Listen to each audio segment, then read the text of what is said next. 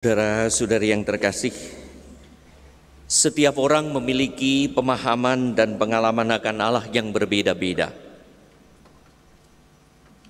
Kalau ditanya tentang siapakah Yesus bagimu, orang dapat memberi jawaban yang tidak sama. Pengalaman dan pemahaman ini akan mempengaruhi bagaimana ia beriman dan bagaimana ia mewujudkan imannya dalam komitmen hidup sehari-hari. Entah komitmen dalam kehidupan berkeluarga, kehidupan beragama, maupun kehidupan bermasyarakat. Untuk itu Yesus pernah bertanya kepada murid-muridnya di dekat Kaisarea, "Kata orang, siapakah aku ini?" Setelah para murid menjawab, Yesus pun bertanya lebih dalam lagi kepada para murid, "Menurut kamu sendiri, siapakah aku ini?" Karena pengalaman dan pemahaman tentang siapakah Tuhan bagi diri kita masing-masing menjadi penting. Karena menentukan sikap iman kita pada Tuhan. Bagaimana kita percaya kepada Tuhan, bagaimana kita menyerahkan diri, bagaimana kita berdoa, bagaimana kita mewujudkan ajarannya dan hidup menurut sabdanya. Pernah ada seorang ibu yang tidak aktif di gereja, diajak terus-menerus untuk ikut kegiatan ini dan itu, tetapi tidak mau. Pada suatu hari orang melihat, kaget, tiba-tiba orang itu aktif, bahkan membaktikan diri dalam pelayanan dengan penuh sukacita setelah mengikuti retret di parokinya. Bahkan ia kini mengajak orang-orang lain untuk aktif dan ikut kegiatan-kegiatan. Karena orang ini telah mengalami perjumpaan pribadi. Demikian juga seorang bapak yang apatis dalam kehidupan beragama, tiba-tiba rajin berdoa, diajak ke sana kemari, tidak mau, tetapi setelah mengikuti kebangunan rohani, ia sendiri rajin berdoa, malah mengajak anak-anaknya untuk berdoa. Yang bagi anak-anaknya, kok aneh? Kok papa sekarang rajin berdoa? Kok papa sekarang suka? Karena orang mengalami perjumpaan pribadi dengan Tuhan. Itulah yang mengubah seseorang. Saudara-saudari yang terkasih, dalam Injil hari ini kita mendengar bagaimana wanita Samaria berjumpa dengan Yesus di sumur. Di sumur itulah biasa orang dan binatang dipuaskan dari rasa dahaga. Yesus berinisiatif dan untuk berkomunikasi dengan wanita Samaria yang mendekati Yesus dengan berkata, "Berilah aku minum." Wanita itu kaget. Wanita itu tentu belum mengenal Yesus. Sayangnya wanita itu tidak bertanya pada orang yang ramah menyapa dan menghargai dirinya, yang sebetulnya memiliki triple minoritas, bukan hanya ganda, double minoritas. Minoritasnya banyak. Satu, ia adalah seorang wanita yang tidak mungkin berjumpa dengan laki-laki. Yang kedua, ia adalah seorang Yahudi yang tidak mungkin berjumpa dengan seorang Samaria. Wanita itu Samaria, Yesus adalah jelas seorang Yahudi. Dan yang ketiga, wanita itu adalah seorang berdosa. Maka wanita itu datang jam 12 siang, karena pada saat itu tidak mungkin berjumpa dengan orang. Pada waktu itu tidak mungkin ada orang datang ke situ. Maka wanita itu sembunyi-sembunyi datang tengah hari karena ia malu, karena kehidupan sosialnya sudah dikenal oleh banyak orang sebagai wanita yang bobrok. Wanita itu sayangnya berasumsi dan berapriori, tetapi tidak bertanya, "Siapakah engkau?" Ia berapriori sendiri berdasarkan tampilan fisiknya. Yesus adalah seorang Yahudi, seorang pemuda Yahudi biasa yang tidak diperkenankan berkomunikasi, apalagi berelasi dengan seorang wanita Samaria. Maka disebut oleh para murid heran ketika melihat Yesus berbicara dengan wanita Samaria. Apalagi wanita itu dikenal sebagai seorang berdosa. Jadi wanita itu dari jauh sudah lihat bahwa itu ada Yesus, ada seorang yang harusnya menghindar. Ada seorang ahli yang pernah berkomentar, bisa jadi wanita itu dari jauh lihat, lihat itu ada pemuda gagah. Tahu, oh Yahudi, tapi tidak apa-apa. Lalu didekati. Dengan berharap kalau kita lihat pembicaraan, wanita itu sudah memiliki 6 laki-laki yang bukan suaminya. Wanita itu mungkin berpikir, siapa tahu ini jadi yang ke-7. Lalu yang angka 6 dan 7 itu mengandung makna. 6 tidak sempurna. Dan kelak memang Yesus sungguh menjadi pribadi yang menjadi ke-7 bagi wanita itu, yaitu yang menyempurnakan kehausan dan kepalsuan hidupnya. Saudara-saudari yang terkasih, seharusnya wanita itu sadar kalau Yesus itu pemuda biasa, pasti Yesus tidak akan bertanya, apalagi meminta bantuan kepada wanita itu, karena ia adalah seorang Yahudi dan menganggap Samaria seorang kelas 2 dan menganggap lagi orang berdosa tidak layak diajak bicara. Walau demikian, Yesus mengantar wanita itu agar dapat mengenal Yesus dengan benar hingga mengalami pertobatan. Sapaan dan jawaban Yesus dirasa penuh belas kasih.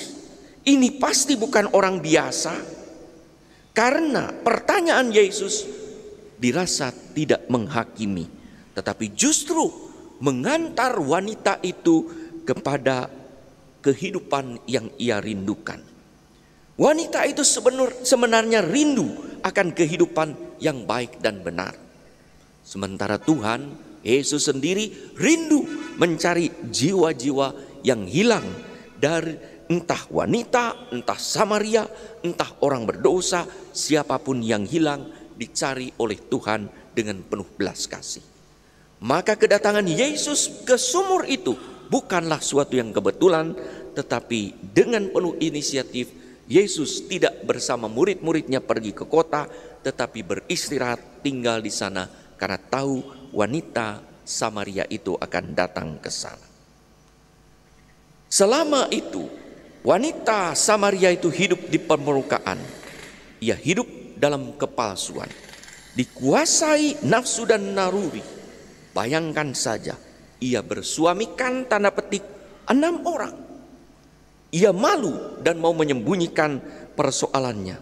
Tetapi dengan penuh belas kasih, Yesus menawarkan air kehidupan, mengantar pada pertobatan, untuk mengakui kekurangan, dan untuk mengajak wanita itu membuka hatinya pada Yesus, sehingga Yesus berkenan masuk ke dalam dirinya dan mengalirkan air kehidupan, rahmat pertobatan. Hingga wanita itu berkata, "Tuhan, berilah aku minum." Kalau kita memperhatikan ada tahap-tahap. Ketika wanita itu berjumpa, ia berkata, "Bagaimana engkau seorang Yahudi?" Wanita itu pertama menjumpai Yesus hanya sebagai orang Yahudi. Kemudian dalam perkembangan ia mengatakan, "Tuhan." Dalam perkembangan lain ia berkata, "Apakah engkau seorang nabi?" Dan yang kemudian terakhir ia berkata, "Engkau adalah Mesias." Untuk dapat sungguh berjumpa dengan Yesus secara personal dan percaya, wanita itu harus membuang asumsi dan a priori bahwa Tuhan pun mendekati seorang wanita Samaria yang berdosa, menyelamatkan seorang berdosa seperti dirinya. Saat mengalami disentuh dan menjadi percaya pada Tuhan, ia pun kembali ke kota untuk mewartakan Yesus dan berbagi sukacita bahwa jalan hidupnya telah diubah oleh Yesus.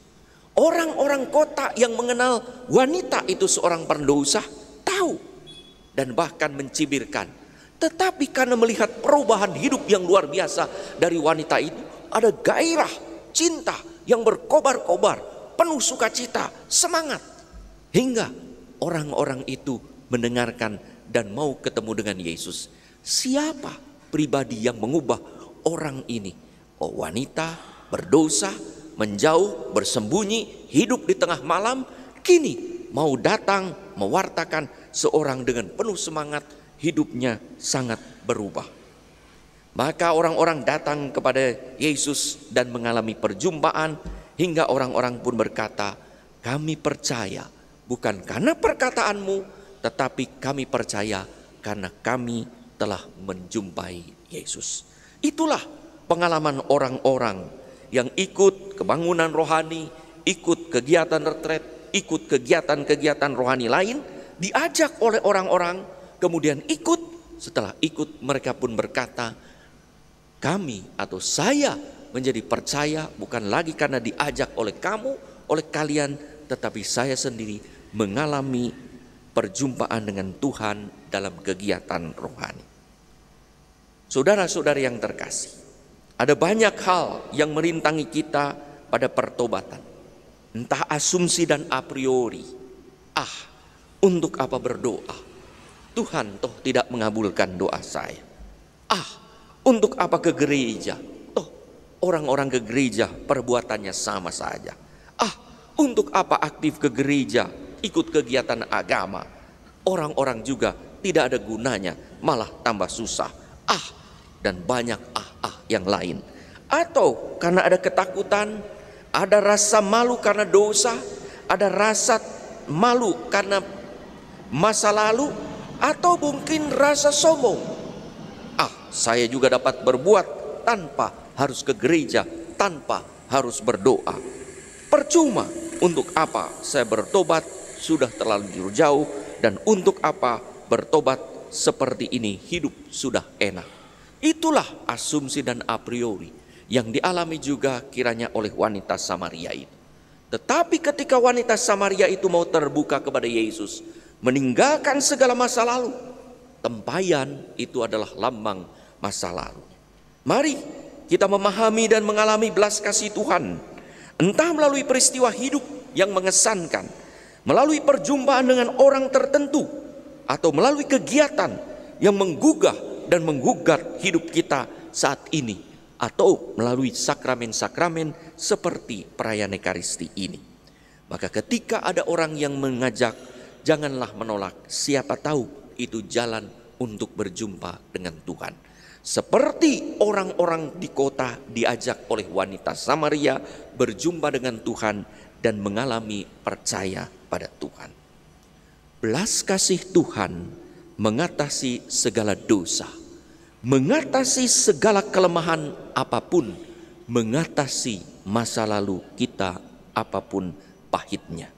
Mari kita membawa kelemahan dan dosa kita yang paling menggelisahkan kepada Tuhan. Jangan tutupi. Bagaikan wanita Samaria yang memiliki 6 masa lalu, 6 laki-laki sebagai lambang masa lalu yang buruk, yang paling memalukan untuk diketahui oleh orang. Mari kita bawa kepada Tuhan. Kita diundang untuk membuka diri. Allah berinisiatif menjumpai kita, karena Allah rindu akan keselamatan jiwa-jiwa kita, sebagaimana kita rindu untuk diselamatkan oleh Tuhan. Masa Prapaskah adalah masa yang tepat untuk membuka diri dan menjumpai Tuhan secara pribadi. Ia berinisiatif kepada kita, membuka jalan komunikasi, bertanya, berilah aku minum. Pada gilirannya, mari kita bertanya dan meminta Tuhan, Tuhan, berilah aku air kehidupan.